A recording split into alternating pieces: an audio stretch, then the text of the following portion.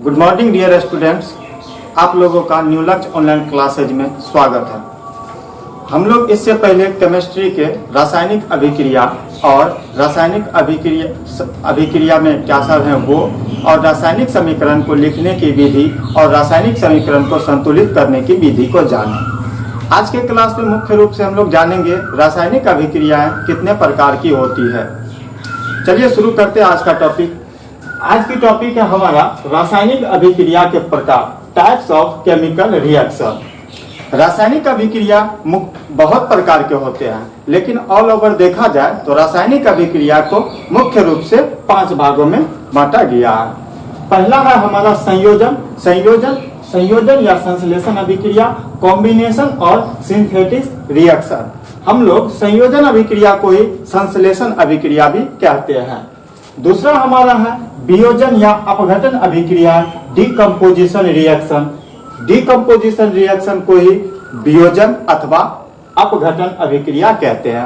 हमारा तीसरा अभिक्रिया है विस्थापन या एकल विस्थापन अभिक्रिया, डिस्प्लेसमेंट और सिंगल डिस्प्लेसमेंट रिएक्शन।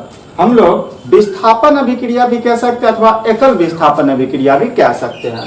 हमारा चौथा रासायनिक अभिक्रिया के प्रकार है उभय विस्थापन अभिक्रिया, डबल डिस्प्लेसमेंट रिएक्शन, उभय विस्थापन अभिक्रिया। और पांचवा अभिक्रिया है रेडॉक्स या ऑक्सीकरण अवकरण अभिक्रिया, रेडॉक्स और ऑक्सीडेशन रिडक्शन रिएक्शन। ये हमारे रासायनिक अभिक्रिया के प्रकार है। आइए हम लोग चर्चा करते हैं। पहला रासायनिक अभिक्रिया संयोजन या संश्लेषण अभिक्रिया, कॉम्बिनेशन और सिंथेटिक रिएक्शन। हमारा है संयोजन अभिक्रिया। संयोजन अभिक्रिया को कॉम्बिनेशन रिएक्शन कहते हैं। संयोजन अभिक्रिया में इस अभिक्रिया में 2 या 2 से अधिक तत्व में 2 या 2 से अधिक पदार्थ, जिसमें तत्व या यौगिक आ सकते हैं, आपस में संयोग कर भिन्न गुण वाले पदार्थों का निर्माण करते हैं। संयोजन अभिक्रिया में 2 पदार्थ, इन पदार्थों में एलिमेंट भी आ सकता है, कंपाउंड भी आ सकता है, आपस में रिएक्ट करते हैं। रिएक्शन के फलस्वरूप एक नए गुण वाला सिंगल प्रोडक्ट यानी कि नए गुण वाले पदार्थ का निर्माण करते हैं। संक्षेप में कह सकते हैं कॉम्बिनेशन रिएक्शन में 2 मतलब अभिकारक में एलिमेंट होते हैं, लेकिन प्रोडक्ट में एक ही पदार्थ का निर्माण करते हैं। प्रूफ में देख सकते हैं यहाँ पे A प्लस B हमारा अलग अलग 2 एलिमेंट है। ये रिएक्शन के फलस्वरूप हमारा सिंगल प्रोडक्ट A और B का निर्माण करेंगे। कॉम्बिनेशन रिएक्शन में एक बात और होती है, कॉम्बिनेशन रिएक्शन जहां भी होती है इस अभिक्रिया में हमें इसमें ऊष्मा देना पड़ता है, हीट की इसमें जरूरी पड़ती है, देना पड़ता है। संयोजन अभिक्रिया कॉम्बिनेशन रिएक्शन 3 प्रकार से होते हैं, जिसमें पहला प्रकार आ जाता है तत्व प्लस तत्व के बीच अभिक्रिया, एलिमेंट प्लस एलिमेंट। संयोजन अभिक्रिया ऐसी अभिक्रिया में पहला जो है ये इस अभिक्रिया में सिर्फ एलिमेंट और एलिमेंट, तत्व और तत्व के बीच ही अभिक्रिया होती है। दूसरा आता है तत्व प्लस यौगिक, एलिमेंट्स प्लस कंपाउंड के बीच रिएक्शन होता है। और तीसरा आता है यौगिक प्लस यौगिक के बीच रिएक्शन, यानी कि कंपाउंड प्लस कंपाउंड रिएक्शन। आइए देखते हैं तत्व प्लस तत्व के बीच रिएक्शन कैसे होते हैं। मान लेते हैं हमारा एक एलिमेंट हो गया H2H2 प्लस दूसरा एलिमेंट हो गया O2। ये दोनों आपस में रिएक्ट करते हैं तो 2H2O का निर्माण करते हैं। इसमें हम देखते हैं संयोजन अभिक्रिया क्या कहता है, जब 2 अलग अलग एलिमेंट रिएक्ट करके एक ही पदार्थ का निर्माण करते हैं। इसमें एलिमेंट 2 अलग अलग है लेकिन प्रोडक्ट एक ही पदार्थ है। ठीक, अब इसके अंतर्गत इसमें क्या होता है, तत्व प्लस तत्व के बीच अभिक्रिया हो रहा है। हाइड्रोजन एक क्या है, एलिमेंट है, वहीं पे ऑक्सीजन यह भी क्या है, एलिमेंट है। दोनों एलिमेंट प्लस एलिमेंट रिएक्ट करके हमारा वाटर यानी कि जल का निर्माण करता है। इसमें एक और हम लोग प्रूफ देख सकते हैं, जैसे हाइड्रोजन प्लस क्लोरीन, यह दोनों मिलके हमारा हाइड्रोजन क्लोराइड का निर्माण करते हैं। इसमें भी देखते हैं H2 हमारा एक एलिमेंट है, Cl2 हमारा एक एलिमेंट है। दोनों एलिमेंट आपस में रिएक्शन के फलस्वरूप 2HCl का निर्माण करते हैं।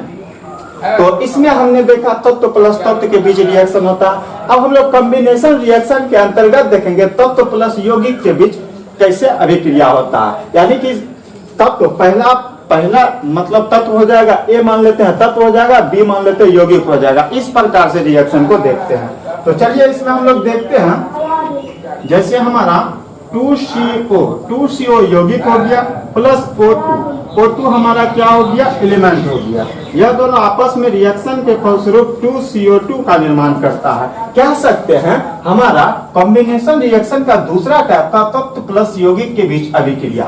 यहाँ हम क्या देखते हैं, 2CO कार्बन मोनोऑक्साइड एक प्रकार का कंपाउंड है, यानी कि यौगिक है। वहीं पर ऑक्सीजन हमारा एक प्रकार का क्या है, एलिमेंट है। दोनों आपस में रिएक्शन के फलस्वरूप 2CO2 कार्बन डाइऑक्साइड गैस का निर्माण करते हैं।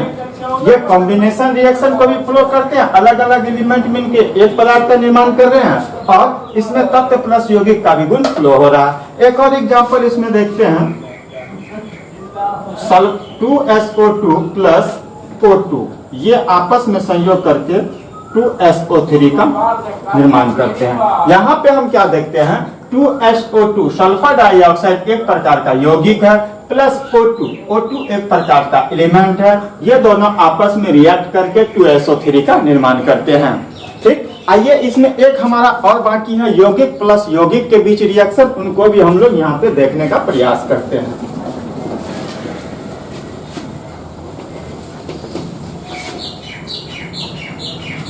हमारा संयोजन अभिक्रिया कॉम्बिनेशन रिएक्शन का हमारा सी टाइप है, यौगिक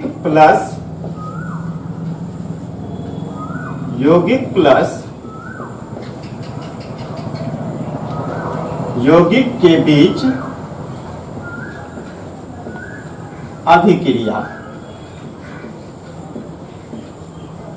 यानी कि इसमें कंपाउंड प्लस कंपाउंड के बीच रिएक्शन होगा। चलिए देखते हैं प्रूफ इसका। इसमें सबसे पहले मान लेते हैं NH3 एक हमारा यौगिक है, दूसरा HCl यह भी एक प्रकार का यौगिक है। यह दोनों आपस में अभिक्रिया करके NH4Cl का निर्माण करता है।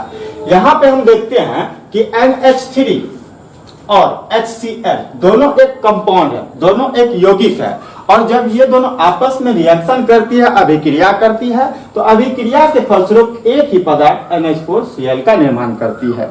एक और इसमें हम लोग एग्जांपल देखेंगे, जैसे कि मान लेते हैं हमारा है CaOH का होल ट्यूब प्लस CO2, ये दोनों आपस में अभिक्रिया करके CaCO3 प्लस H2O का निर्माण करती है।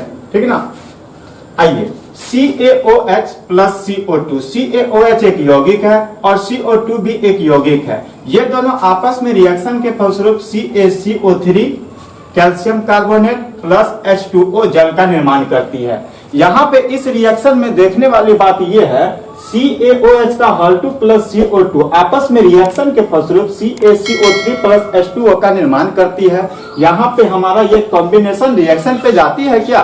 कॉम्बिनेशन रिएक्शन क्या कहती है, दो अलग अलग एलिमेंट अथवा पदार्थ आपस में रिएक्शन के फलस्वरूप एक ही प्रकार के पदार्थ का निर्माण करते हैं। तो यहाँ पे CaCO3 एक पदार्थ हुआ और H2O तो दूसरा पदार्थ हो गया, लेकिन H2O यानी कि ये हमारा क्या है, जल है। तो जल जो है मतलब ये मुक्त हो जाता है, इसीलिए हमारा यहाँ पे एक ही पदार्थ माना जाएगा। क्रिया रासायनिक अभिक्रिया के प्रकार के अंतर्गत अब हम लोग दूसरे प्रकार को पढ़ेंगे, वियोजन अभिक्रिया। वियोजन अभिक्रिया अर्थात डिकम्पोजिशन रिएक्शन। डिकम्पोजिशन रिएक्शन में होता क्या है, तो इस अभिक्रिया में एक बड़े अणु के यौगिक टूटकर दो सरल यौगिक का निर्माण करते हैं। इस अभिक्रिया में एक बड़े यौगिक होते हैं रिएक्टेंट के रूप में, और ये जो है ना टूट करके प्रोडक्ट के रूप में दो छोटे अथवा सरल यौगिक का निर्माण करते हैं।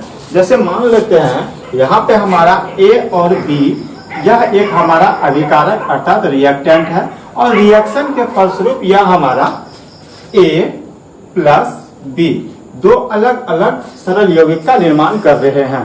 आइए यहाँ पे एक हम एग्जांपल ले लेते हैं। मान लेते हैं हमारा 2KClO3 जो कि सॉलिड है, ठीक ना, यह एक बड़े यौगिक है। जब इसका रिएक्शन कराएंगे तो रिएक्शन के फलस्वरूप यह 2KCl जो कि सॉलिड है प्लस 3O2 का निर्माण करेगी। कहने का मतलब हो गया डिकम्पोजिशन रिएक्शन क्या कहता है इसमें डिकम्पोजिशन रिएक्शन में यानी कि वियोजन अभिक्रिया में एक बड़े यौगिक, यहाँ 2KClO3 यानी कि पोटेशियम क्लोराइड एक बड़े यौगिक है, जो रिएक्शन के फलस्वरूप जो है ना दो सरल यौगिक, एक तो 2KCl पोटेशियम क्लोराइड और दूसरा O2 3O2 यानी कि दो छोटे छोटे यौगिक का निर्माण करते हैं, डिकम्पोजिशन रिएक्शन कहलाते हैं। डिकम्पोजिशन रिएक्शन तीन प्रकार से संपन्न होते हैं। पहला होता है उष्मीय वियोजन अभिक्रिया, अर्थात वैसी अभिक्रिया जिसमें उष्मा देकर के हम संपन्न करवाते हैं और उष्मा के फलस्वरूप एक बड़े यौगिक आपस में टूट के दो सरल यौगिक का निर्माण करते हैं। और दूसरा इसमें होता है विद्युतीय वियोजन अभिक्रिया, इलेक्ट्रोलाइटिक डिकम्पोजिशन रिएक्शन। इसमें एक बड़े यौगिक को तोड़ के दो सरल यौगिक का निर्माण करने के लिए विद्युत का प्रयोग करते हैं, अर्थात इसमें इलेक्ट्रिसिटी प्रवाहित करते हैं। तीसरा है प्रकाश वियोजन अभिक्रिया, फोटोलिसिस डिकम्पोजिशन रिएक्शन, अर्थात इसमें प्रकाश से अभिक्रिया करके बड़े यौगिक आपस में टूट के दो सरल यौगिक का निर्माण करते हैं। आइए एग्जाम्पल के थ्रू देखते हैं। उष्मीय वियोजन अभिक्रिया, जो कि वियोजन अभिक्रिया के तीन प्रकार से संपन्न होते हैं। उनका पहला प्रकार है उष्मीय वियोजन अभिक्रिया, थर्मल डिकम्पोजिशन रिएक्शन। इसमें क्या होता है, चलिए देखते हैं। थर्मल डिकम्पोजिशन रिएक्शन में मान लेते हैं CaCO3 कैल्शियम कार्बोनेट एक बड़ा क्या है, कैल्शियम कार्बोनेट एक बड़े यौगिक है, ठीक ना, सॉलिड है। जब ये रिएक्शन करती है इसमें उष्मा देते हैं, तो उष्मा के फलस्वरूप ये CaO calcium oxide plus CO2 gas का निर्माण करती है। कहने का मतलब यहाँ पे यह है वियोजन अभिक्रिया में क्या, उष्मीय वियोजन अभिक्रिया में क्या होता है, CaCO3 एक बड़े यौगिक है, ठीक। जब इसमें उष्मा यानी कि हीट प्रोवाइड करते हैं तो यह टूट करके दो छोटे यौगिक में बदल जाते हैं, CaO प्लस CO2। यहाँ पे CaCO3 कैल्शियम कार्बोनेट है, जब इसमें उष्मा प्रवाहित करते हैं तो calcium oxide plus carbon dioxide gas का निर्माण करती है। आइए एक और एग्जांपल हम इसका लेते हैं उष्मीय वियोजन अभिक्रिया का। दूसरा एग्जांपल के थ्रू है 2FeSO4 जो कि सॉलिड है। जब इसमें से उष्मा प्रवाहित करते हैं हम, ठीक ना, तो इसके फलस्वरूप यह हमारा Fe2O3 plus SO2 plus SO3 का निर्माण करती है। यहाँ पे 2FeSO4 फेरस सल्फेट है, जब इसमें उष्मा प्रवाहित करते हैं तो Fe2O3 plus SO2 plus SO3 का निर्माण करती है। यह हमारा डिकम्पोजिशन रिएक्शन का उष्मीय वियोजन अभिक्रिया का एग्जाम्पल था। अब डिकम्पोजिशन रिएक्शन का हम लोग विद्युतीय वियोजन अभिक्रिया के विषय में जानेंगे, अर्थात ऐसा डिकम्पोजिशन रिएक्शन जो इलेक्ट्रिक यानी कि विद्युत के कारण संपन्न होती है, उसे विद्युतीय वियोजन अभिक्रिया कहते हैं। जैसे एग्जांपल में हम लोग देख लेते हैं, जैसे हमारा एग्जांपल है 2H2O। जब वाटर में से हम लोग क्या करते हैं, इलेक्ट्रिक, जब हम लोग वाटर में से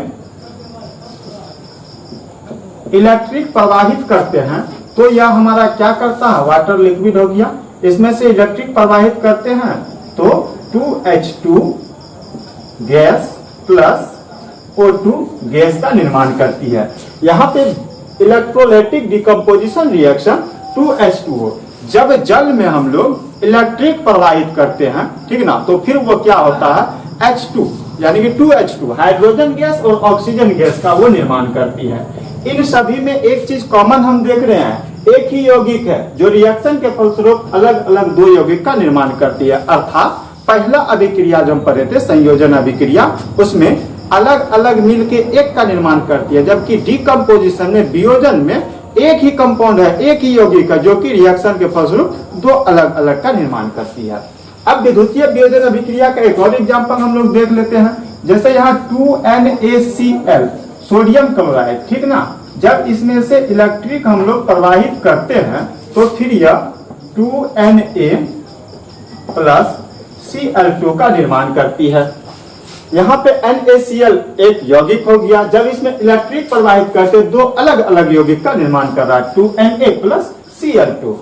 अब उसी तरह से है प्रकाश से वियोजन अभिक्रिया है, photolysis decomposition reaction. Photolysis decomposition reaction, decomposition reaction का ऐसा पार्ट है जो प्रकाश की उपस्थिति में संपन्न होता है। ठीक, और ये बहुत इंटरेस्टिंग पॉइंट, इनको अच्छे से जानने का प्रयास करेंगे। प्रकाश वियोजन अभिक्रिया का एग्जाम्पल हमारा हो जाएगा 2AgBr जो कि सॉलिड है। यह जब रिएक्ट करती है, किससे रिएक्ट करती है? यह हमारा लाइट से, प्रकाश से रिएक्ट करती है। तो इसके फलस्वरूप यह 2Ag सॉलिड प्लस Cl(Br)2 का निर्माण करती है। यहां पे क्या देखते हैं, जब AgBr यानी कि सिल्वर ब्रोमाइड को प्रकाश की उपस्थिति में अभिक्रिया करती है तो Ag प्लस Br2 का निर्माण करती है। क्लियर? इसी तरह से हमारा एक और रिएक्शन आ जाता है 2AgCl यानी कि सिल्वर क्लोराइड, यह सॉलिड है। जब इसको लाइट के उपस्थिति में अभिक्रिया करवाते हैं तो यह 2Ag प्लस Cl2 का निर्माण करती है। यहाँ पे प्रकाश वियोजन अभिक्रिया में यह है 2AgCl, जब लाइट की उपस्थिति में क्रिया कराते 2Ag प्लस Cl2 का निर्माण करती है। यह सबसे इंपॉर्टेंट पॉइंट है। इसमें देखने वाला बात क्या है, यह आपको एग्जाम के व्यू से बहुत इंपॉर्टेंट है। ठीक ना, VVI है। क्यों? आपको पूछा जाएगा क्वेश्चन कि श्वेत श्याम फोटोग्राफी में यानी कि ब्लैक एंड व्हाइट फोटोग्राफी में कौन सी रासायनिक अभिक्रिया होती है। पहले जो हम लोग फोटो खिंचवाते थे निगेटिव वाला, रोल वाला, जिससे ब्लैक एंड व्हाइट फोटो हमारा निकलता था, तो वो क्या होता था, प्रकाश की उपस्थिति में ही होता था। और आप लोग से क्वेश्चन पूछा जाएगा श्वेत श्याम फोटोग्राफी में किस प्रकार की रासायनिक अभिक्रिया होती है। तो श्वेत श्याम फोटोग्राफी में फोटोलिसिस डिकम्पोजिशन रिएक्शन होती है। ठीक ना, और कौन सा फोटोलिसिस डिकम्पोजिशन रिएक्शन? तो 2AgCl, 2Ag प्लस Cl। ठीक, यहां पे हम लिख सकते हैं इस अभिक्रिया द्वारा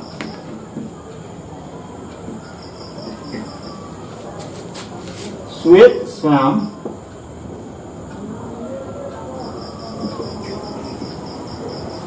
यानी कि ब्लैक एंड व्हाइट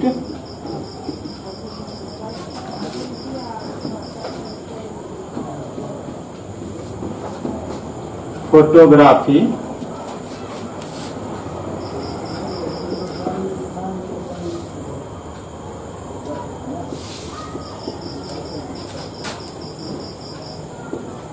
अभिक्रिया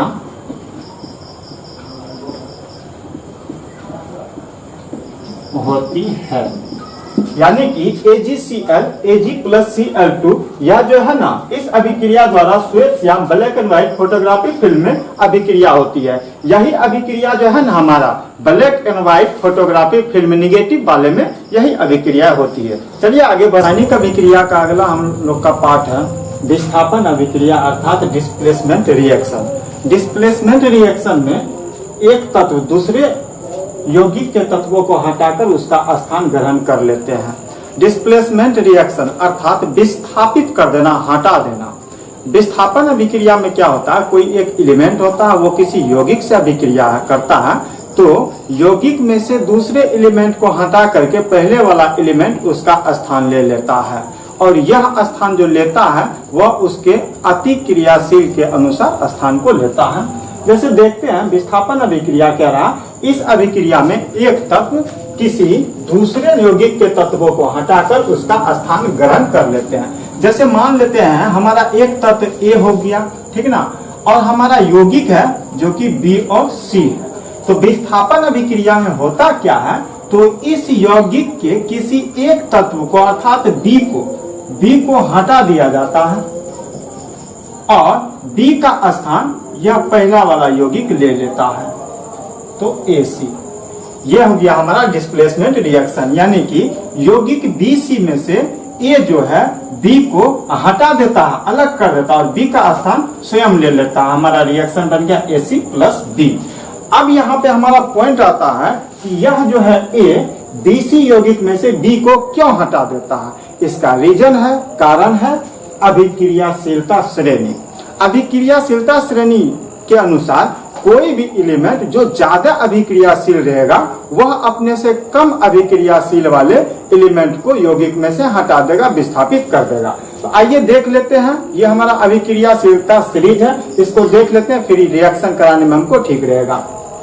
तो अभिक्रियाशील में सबसे ऊपर हमारा पोटासियम आता है। पोटासियम सबसे अधिक अभिक्रियाशील है, वही सबसे कम अभिक्रियाशील हमारा गोल्ड है, ठीक ना। एक बार देख लेते हैं। तो सबसे अधिक हो गया potassium, sodium, calcium, magnesium, aluminium, gerund, ferrous, PbH, पुनः HCU, Hg, Ag, Pt, Au यहाँ से घटते हुए क्रम में आता है।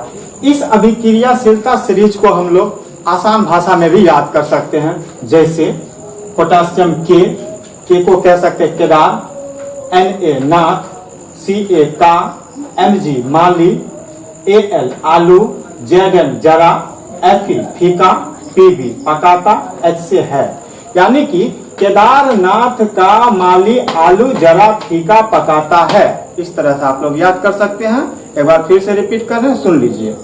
केदारनाथ का माली आलू जरा फीका पकाता है। इस तरह से अभिक्रियाशीलता सीरीज हो गया। और नेक्स्ट फिर से देख लेते हैं, और कुछ बाकी है। इस हाइड्रोजन को पुनः यहाँ ले लिए तो high hydrogen Cu, Hg, Au, Pt, Au इन सभी को याद करने के लिए हम इस तरह से याद कर सकते हैं। हाई कोट है आप, H हाई, Cu कोट, Hg है, Ap आप, और लास्ट में A बच जाता है। यानी कि हाई कोट है आप कह सकते हैं। इस तरह से अभिक्रियाशीलता सीरीज को हम लोग याद कर सकते हैं। आइए अब हम लोग विस्थापन अभिक्रिया के कुछ एग्जाम्पल्स लेते हैं, ठीक ना। चलिए एग्जाम्पल्स लेते हैं।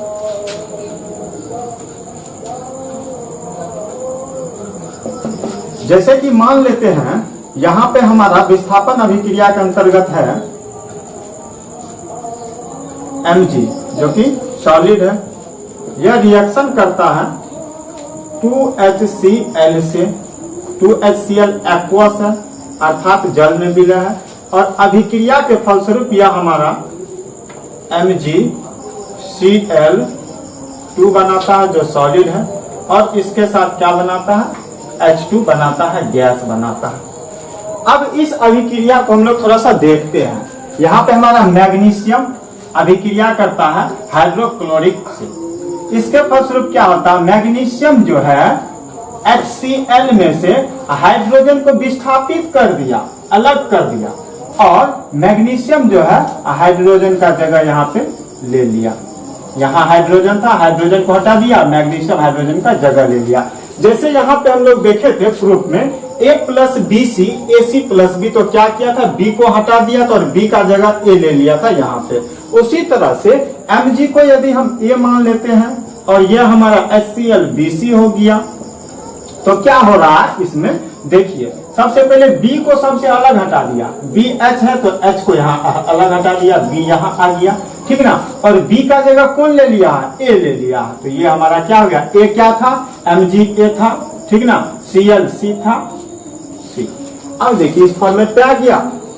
यानी कि मैग्नीशियम HCl से अभिक्रिया करता है तो हाइड्रोजन को विस्थापित कर लेता है और हाइड्रोजन का जगह Mg ले लेता है, तो MgCl2 प्लस H2।